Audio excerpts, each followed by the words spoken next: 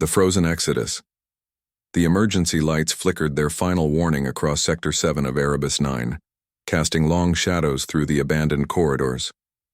Kira pulled her son closer against her chest, feeling his small body shiver, despite the thermal wrap she'd stolen from a maintenance locker 3 days ago. The colony's death rattle echoed through the empty halls, grinding metal, hissing atmosphere leaks, and the distant crash of another section giving way to the planet's merciless cold. She pressed her back against the frozen wall, listening. No footsteps. No pursuit. Not yet. Her violet skin had turned almost gray from the cold, and the delicate sensory tendrils along her neck lay flat against her skin, no longer able to detect the subtle changes in air pressure that once warned her of danger. Everything about her marked her as Zilani, the forearms that should have been an advantage now barely strong enough to carry her child, the bioluminescent patches along her temples dim and fading. "Mama, I'm cold," Tam whispered against her chest. His voice was so soft she felt it more than heard it, a vibration through her bones. At 6 solar cycles old, he was too young to understand why they were running, why the other colonists looked at them with such fear and hatred. "I know, little star," she murmured in their native tongue, pressing a kiss to his white hair. "Just a little farther. Mama will find us somewhere warm." But she was lying. She'd been lying for days now, ever since the announcement came through. The plague that had swept through the Zilani quarters, taking 17 lives in as many hours. The Emergency Council's decision to quarantine, no, to condemn, every Zilani in the colony. The virus hadn't touched humans or the other species, only her kind. Fear did the rest. Kira had tried to explain that she and Tam had been in the medical sector when the outbreak occurred, that they'd never been exposed. She'd shown them the health scans, begged them to test her blood. But panic didn't listen to reason. The mob had come for them anyway, and she'd grabbed Tam and run. Now the colony itself was dying. The geothermal processors had failed yesterday, taking with them the heating systems that kept Erebus 9's settlements livable. The human administrators had ordered evacuation to the orbital platforms, but the lifts were programmed to scan genetic markers. No Zilani allowed. Even if they weren't already marked for death, even if they somehow survived the plague accusations, they were being left to freeze. Kira stumbled forward, her bare feet long past feeling. She'd given Tam her boots 2 days ago when his smaller ones had finally fallen apart. The industrial sector stretched before them, a maze of pipes and machinery coated in ice. Somewhere in this labyrinth, there had to be an emergency shelter, a forgotten maintenance pod, anything with enough residual heat to last a few more hours. She tried another door. The scanner beeped red, flashing access denied in 3 languages, the 5th rejection in the last hour. Her secondary arms, the smaller pair at her waist, fumbled with the manual override panel, but her fingers were too stiff, too cold. The metal wouldn't budge. A crash echoed somewhere behind them. Kira's heart jumped, sending a painful surge of adrenaline through her exhausted body. Looters, maybe. Or worse, colony security doing a final sweep before evacuation. She'd heard the rumors about what they were doing to any Zilani they found. Quick execution was a mercy compared to being left to freeze slowly. She pushed forward, turning down a narrow service corridor. The walls here were thick with frost, and her breath came out in painful clouds. Tam had gone quiet against her chest, and that terrified her more than anything. Zilani children were never quiet unless something was very wrong. "Talk to me, little star," she urged, jostling him gently. "Tell Mom about the story, the one with the singing crystals." "Too tired," he mumbled, and her heart cracked a little more. The corridor opened into a vast chamber filled with communication equipment, ancient stuff from the colony's first years. Most of it was dark, powered down, but she could see the faint glow of emergency batteries on some units. Maybe enough to generate a little heat, enough to buy them another hour. She was halfway across the chamber when her legs finally gave out. The fall seemed to happen in slow motion. Her primary arms tightened around Tam even as her knees buckled, her body twisting to take the impact on her side rather than crush him. They hit the metal floor hard, and she couldn't stop the cry that escaped her lips. Pain shot through her ribs, something cracked, maybe broken. It didn't matter. Nothing mattered except the small body in her arms. "Mama?" Tam's voice was barely a whisper. "Shh," she managed, pulling him closer. "It's all right. We're just going to rest here for a moment." She dragged them both to the base of a large communications array, its bulk providing at least the illusion of shelter. The metal was cold against her back, but it blocked some of the wind whistling through the chamber's broken panels. She pulled, the thermal wrap tighter around Tam, trying to cover every inch of his small body. Her vision was starting to blur. Hypothermia. She recognized the symptoms. The medic in her cataloged each stage with clinical detachment even as her body surrendered to it. Confusion, drowsiness, the false warmth that preceded the final shutdown. At least Tam would go first, would slip away in her arms without fear. It was the only mercy left to her. "I love you," she whispered against his hair. "More than all the stars in the void. Mama loves you so much." He murmured something back, but she couldn't make out the words. Her secondary arms had gone completely numb, hanging useless at her sides. Even her primary arms were losing strength, though she fought to keep them wrapped around him. Just a little longer. Just until he was asleep. The chamber faded in and out of focus. Sometimes she thought she heard voices, footsteps, but they were probably hallucinations. No one would come here. No one was looking for them. They were already ghosts in the colony's records, deleted from the evacuation lists, erased from existence.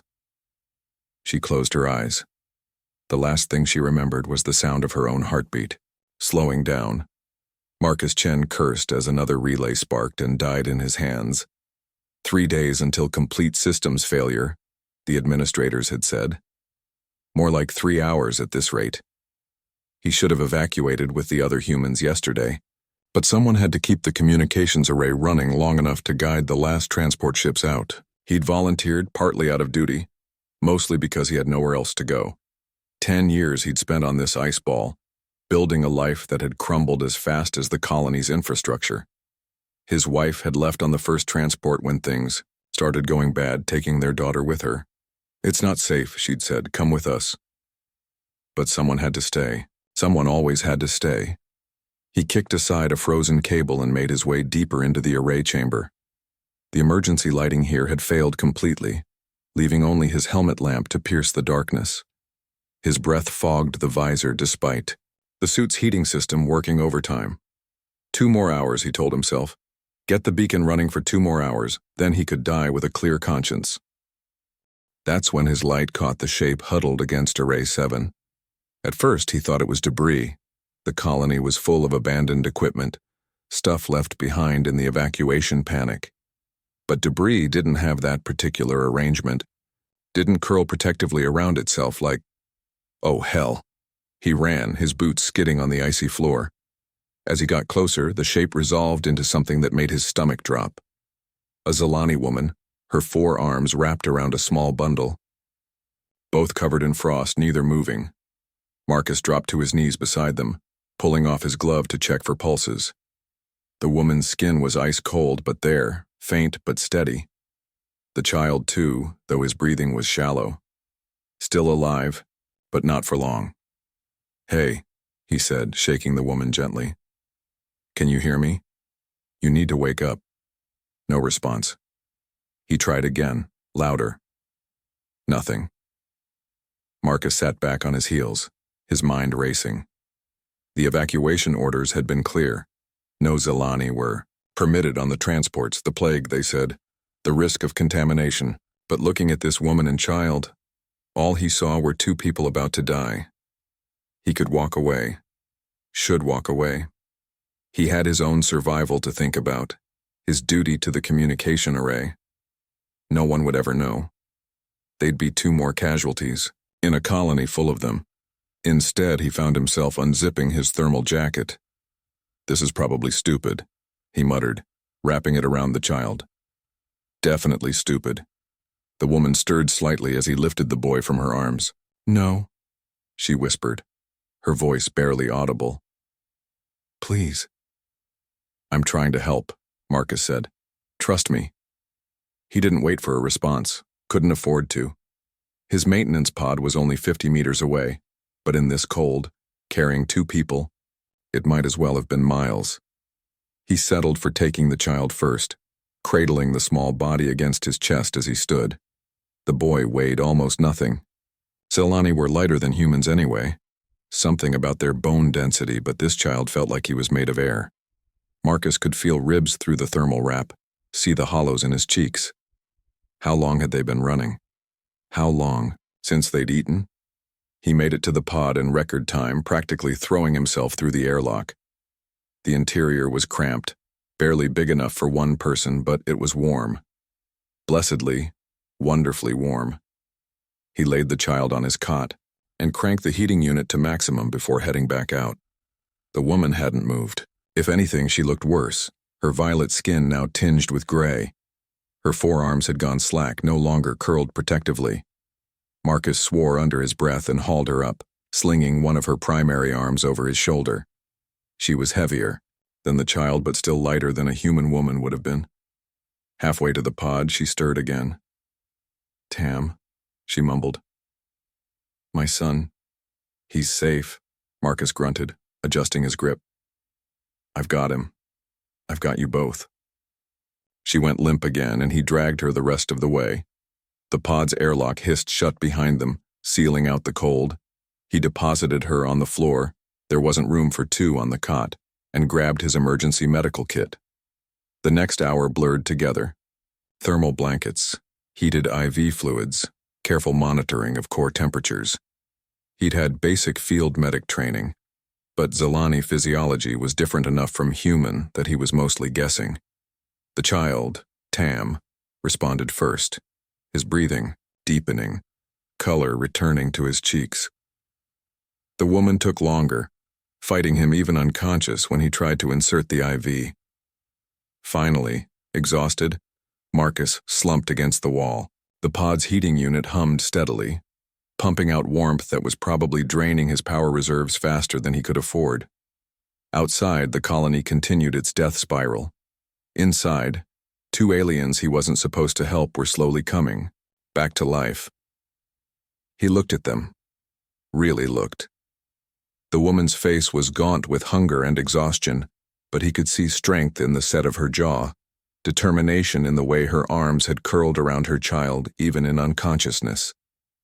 The boy's features were softer, younger, but with the same proud forehead ridges that marked the Zilani. Marcus had worked alongside Zilani for years. They'd been good people, hardworking, honest, quick to laugh once you got to know them. The plague had changed everything, turned neighbor against neighbor, friend against friend. Fear was the real virus, spreading faster than any disease. He must have dozed off because the next thing he knew, someone was screaming. The warmth of strangers. The scream tore from Kira's throat before she even understood she was awake. Warmth. Light. Neither made sense. She should be dead, frozen with Tam in her arms, but instead, panic. Pure, primal panic flooding her system as she realized Tam wasn't there. Her arms were empty, reaching for a weight that wasn't there. She tried to surge upright, but her body wouldn't cooperate. Everything hurt, everything was wrong. Easy, easy, he's right here. Your son is right here. A voice. Human. Male. Speaking accented Zilani, but understandable. Her eyes focused on a figure kneeling beside her, hands raised in a calming gesture. Dark hair, tired eyes, stubble covering his jaw, a human. But her mind caught on his first words. She turned her head, neck muscles protesting, and saw him.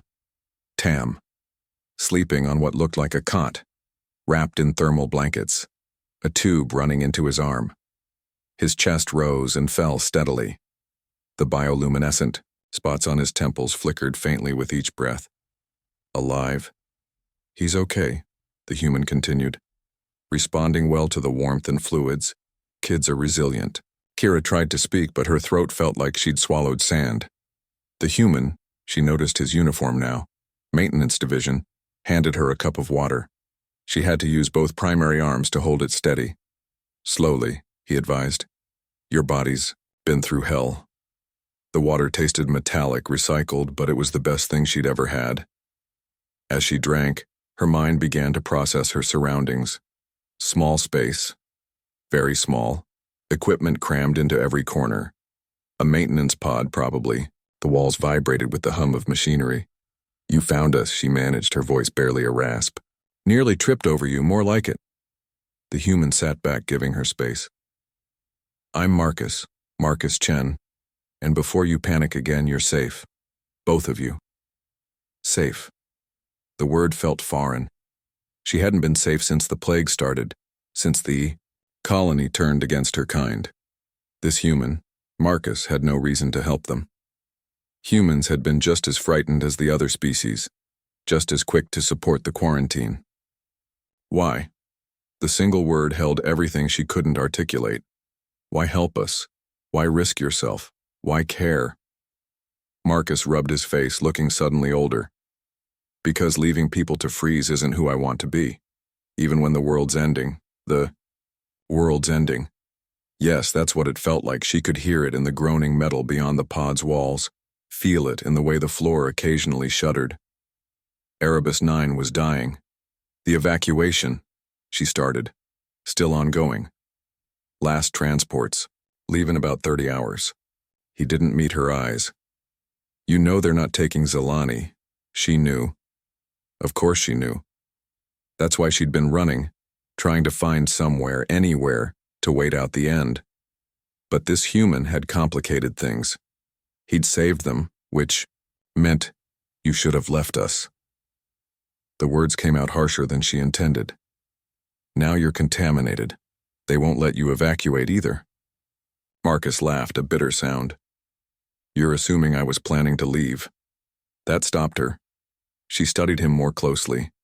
The exhaustion went deeper than just physical tiredness. There was something broken in his eyes, a weight he carried that had nothing to do with her and Tam. Everyone has someone to go back to, she said carefully. Not everyone. He stood, moved to check on Tam. His hands were gentle as he adjusted the blanket, checked the IV. My family left on the first wave. Safe on the orbital platform by now. Better that way. There was a story there, but Kira didn't push. She understood, running from things too painful to voice. Instead, she asked, how long was I unconscious? About 3 hours. Your son woke up briefly about an hour ago. Asked for you, then fell back asleep. He's stable, just exhausted. 3 hours. It felt like days. Her body certainly felt like it had been beaten for days. Every muscle ached, and she could feel the grinding pain in her ribs where she'd fallen. But they were alive. Against every odd, they were alive.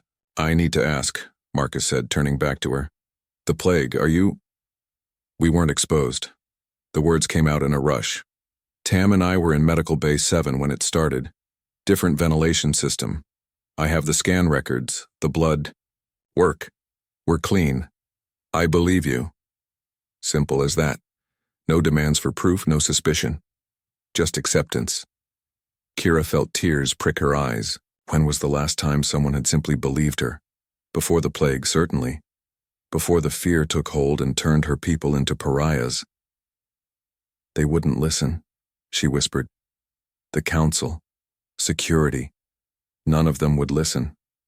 They'd already decided we were all contaminated, all dangerous. Marcus nodded. Fear makes people stupid. I've seen it before. Different colony, different crisis, same result. You've been through evacuations before? Titan Station. 8 years ago. Reactor leak. Half the colony convinced the other half was irradiated. His jaw tightened. Lost some good friends to that panic.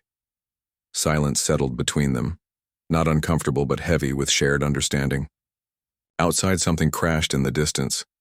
The colony's death throes were getting louder. We should move, Marcus said eventually. This pod's running on battery backup. I need to get to environmental control, see if I can boost the heating systems for a few more hours. We'll come with you. He raised an eyebrow. You can barely sit up. I can walk. She proved it by struggling to her feet, using the wall for support. Her legs shook, but they held. You saved our lives. The least I can do is help you with your work. And Tam? She looked at her son, still sleeping peacefully. I carry him. I've carried him this far. Marcus looked like he wanted to argue, then shrugged. Suit yourself, but you take it slow and you tell me if you need to rest. It took them 20 minutes to prepare. Marcus packed what supplies he could carry, food packets, water, basic medical supplies. Kira wrapped Tam in every thermal blanket they could spare, fashioning a sling across her chest. Her secondary arms, still weak but functional, helped secure him in place. Environmental control is 2 levels up, Marcus explained, helping her, into a spare maintenance jacket. It was too big, designed for human proportions, but it was warm. We'll take the service corridors, less likely to run into anyone. You think there are others still here?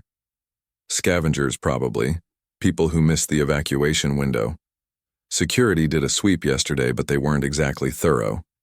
He checked his tablet. Power's failing faster than predicted. We need to move. The corridor outside the pod was even colder than Kira remembered. Ice crystals hung in the air and their breath came out in thick clouds.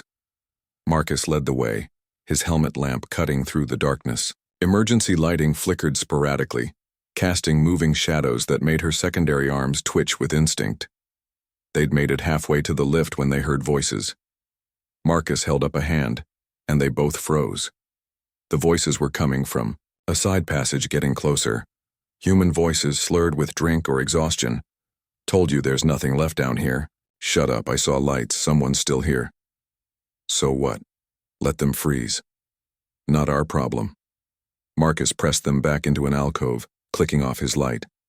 In the darkness, Kira could feel Tam stir against her chest. She held her breath, willing him to stay quiet. Footsteps echoed closer. 2 sets, heavy boots on metal decking. A light swept past their hiding spot, missing them by inches. Waste of time, one voice grumbled. Should be loading the last of the medical supplies. Medicals, picked clean, but the Zolani quarter, bet they left plenty behind when security cleared them out. Kira's blood ran cold. The Zolani quarter, her home, where her neighbors had lived, worked, raised their children, where security had, you're sick, you know that? They were people. They were plague carriers. Colonies better off? The footsteps continued past, voices fading. Marcus waited a full minute before moving, then gestured for her to follow. They slipped out of the alcove and continued toward the lift.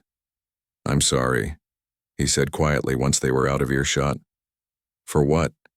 You didn't say those things. No, but I didn't stop them either. When it was happening, the quarantine, the forced relocations, I kept my head down, focused on my work. You're helping now. Too little, too late. The lift groaned but functioned, carrying them up through the dying colony. Each level they passed was darker than the last, systems failing, in cascade. By the time they reached environmental control, the only light came from emergency strips along the floor. Marcus went straight to the main console, pulling up diagnostic screens. His face grew grimmer with each readout. How bad? Kira asked, settling Tam on a bench. Her son whimpered but didn't wake. Worse than I thought. Main heating grids completely offline, backup generators are failing. At this rate, he did quick calculations. 18 hours, maybe 20 if we're lucky. The last transport, leaves in 30, plenty of time to freeze.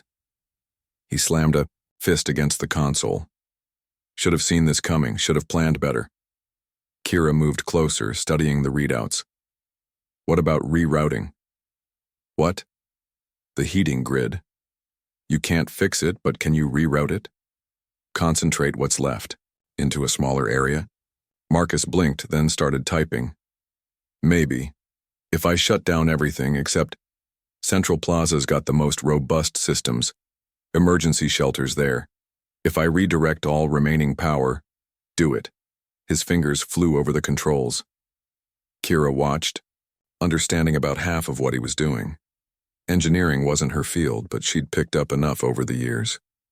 When he hit a snag with the Zolani sector controls, written in her language, She reached past him to input the correct codes. Thanks. He glanced at her. What did you do, before? Xenobotanist, specialized in cold weather cultivation. A bitter laugh escaped her. Spent 7 years developing crops that could survive Erebus 9's climate. Ironic, isn't it?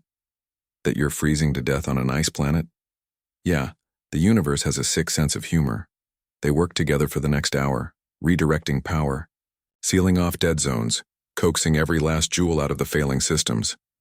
Tam woke once, confused and scared, but Kira sang softly in Zilani until he settled. Marcus pretended not to watch, but she caught him glancing over, something soft in his expression. Finally, they'd done all they could. The central plaza would stay warm, relatively speaking, for another day. After that, there's food stored in the emergency shelters, Marcus said. Water, too. Enough for weeks if we're careful. We? He looked away. I told you, nowhere else to go. Your family made their choice. I made mine. He started packing up tools. Come on, let's get to the plaza before these levels freeze completely. The journey to Central Plaza was a blur of cold corridors and failing systems. They passed bodies twice, colonists who'd been left behind or chosen to stay. Marcus covered them with emergency blankets, a small dignity in an undignified end. Kira held Tam tighter each time. The plaza, when they reached it, was a vast open space under a reinforced dome. Once it had been the colony's heart, markets, gatherings, celebrations. Now it was a tomb of empty stalls and silent fountains. But it was warm, blessedly warm.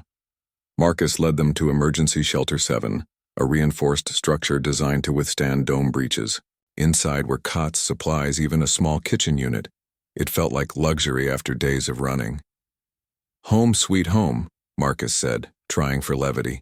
It fell flat. Kira set Tam on one of the cots, checking his temperature. Still stable. The warmth was doing him good. She turned to find Marcus watching them, that same soft expression on his face. Why did your family leave? The question slipped out before she could stop it. His face shut down. My wife, ex-wife. We had different ideas about risk, about duty. She wanted to leave the moment things got bad. I wanted to stay, help fix things. Classic Marcus, she said, always thinking you can save everyone. Can't you? No, you can't. But that doesn't mean you stop trying. He turned away. I'm going to check the other shelters, see what supplies we have. He left before she could respond.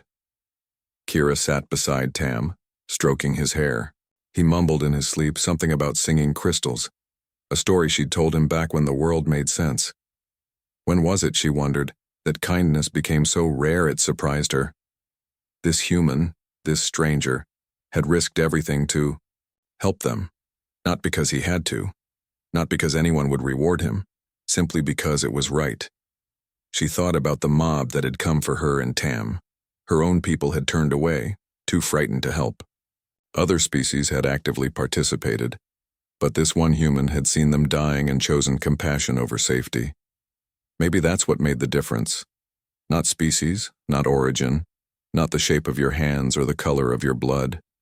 Just the choice in the moment when it mattered, to be kind. Marcus returned an hour later with an inventory. 3 months of food if we're careful. Water reclamation's still working. Medical supplies are decent, could be worse. Could be better, Kira countered. Could be on a transport off this rock. True. He sat heavily on another cot. Regrets? About what? Being born Zilani? Being in the wrong place when fear took over? None of that was a choice. But trusting me was. She looked at him. Really looked. Tired, yes. Broken, perhaps. But there was strength there, too. The kind that bent but didn't break. That chose hope, even when hope seemed foolish. I don't regret that, she said simply. His smile was small but genuine. Good. Because I have no idea what I'm doing here. Never been responsible for anyone but myself. And now, Now you're stuck with a xenobotanist and her 6-year-old son? Xenobotanist might be useful, might be able to grow things, make this place livable long-term. Long-term? She hadn't let herself think that far. The colony's dead. Even if we survive, what then? Wait for a rescue that might never come? Maybe. Or maybe we build something new, something better. Without the fear, the prejudice. He shrugged. I'm an engineer. I fix things. Maybe it's time to fix more than just machines. Kira felt something shift in her chest. Hope. It had been so long since she'd felt it that she almost didn't recognize the sensation. That's either very optimistic or very naive. Probably both, but what else are we going to do? I was planning to before. What changed? She gestured around them. Someone gave me a reason not to. They sat in comfortable silence after that. Tam woke properly an hour later, confused but alert. He was shy around Marcus at first, hiding, behind Kira's arms. But children adapted quickly. Within hours, he was asking questions about the shelter's systems, fascinated by the humans' patient explanations. He's smart, Marcus commented as Tam explored the shelter. Gets that from you? His father was the brilliant one, geneticist. He could have helped with the plague, if they'd let him, if they'd listened. Old pain, scarred over but still tender. I'm sorry. He died 2 years ago. Lung infection. Treatable. But the human doctors had priority. Resources were limited. She kept her voice neutral. I don't blame them. Not anymore. Everyone makes choices. Still, I'm sorry. That night, as they settled into separate cots, Kira lay awake listening to the shelter's hum. Beside her, Tam slept peacefully, his breathing steady. Across the room, Marcus sat at a small desk working on something by lamplight. What are you doing? She asked softly. Inventory, plans, trying to figure out how long we can make this work. He set down his stylus. Also writing a log. In case someone finds this place later, they should know what happened. Here. What will you tell them?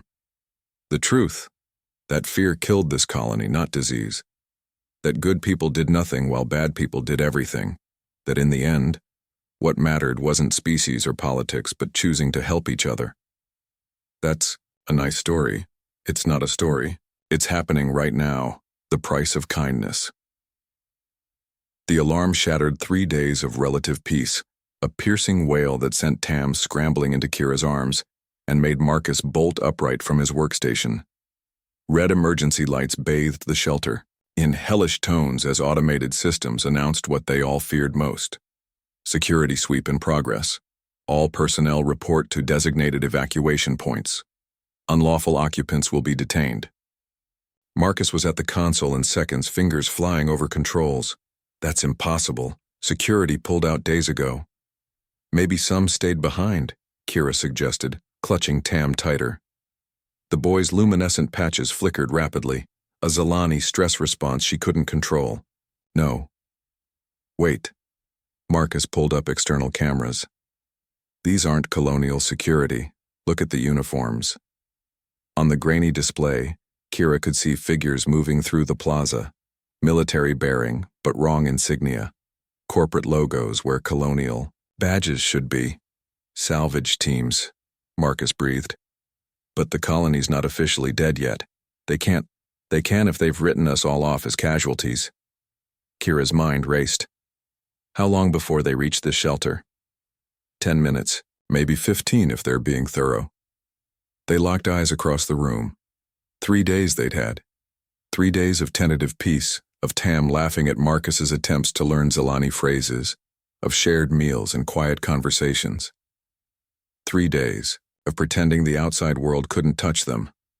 There's a maintenance tunnel, Marcus said, already moving. Leads to the old mining sector. It's frozen, but they'll scan for life signs, thermal signatures. Kira knew how these operations worked. They'll find us. Then we hide you, just until... Stop. She set Tam down gently, though he clung to her leg. You know what happens if they find you harboring us. Corporate law is clear about contamination protocols. I don't care about corporate law. You should. Imprisonment, loss of citizenship, blacklisting from every human colony. She listed the penalties like a shopping list, keeping her voice steady for Tam's sake. Is that worth it? For 2 aliens you met 3 days ago? Marcus paused in his packing, turned to face her fully. You're not just 2 aliens. You're Kira and Tam. You're people. You're... He struggled for words. You're my friends. The word hung in the air between them. Such a simple thing. Friendship. But here, now, with corporate boots marching closer, it felt revolutionary. A bang echoed through the plaza. Closer now. Tam whimpered. The maintenance tunnel, Marcus decided. Both of you. I'll tell them I've been alone running solo operations, they might believe it. And if they don't,